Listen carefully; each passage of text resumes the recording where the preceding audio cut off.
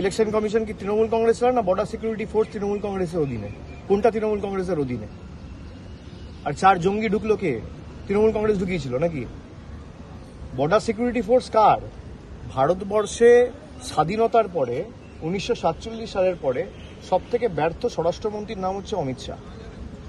অমিত শাহর অধীনে একের পর এক জঙ্গি হানা থেকে শুরু করে এই যে অনুপ্রবেশ, তারপর এই যে বাংলার দাবি করে কয়লা পাচার, গরু পাচার, তো সিআইএসএফ বিএসএফ এর মদত না থাকলে করা যায় না।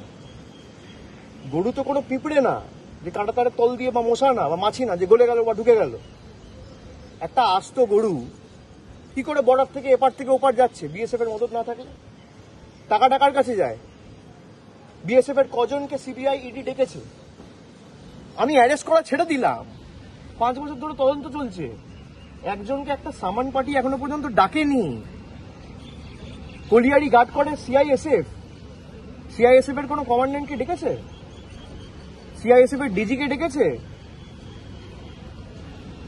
বাংলাদেশ থেকে যদি কোনো অনুপ্রবেশকারী ঢোকে তার সব থেকে বড় দায়িত্ব তো অমিত শাহ নিজের। তার তো ইস্তফা দেওয়া উচিত। আগে ইস্তফা দিক, তারপর প্রশ্ন করুক।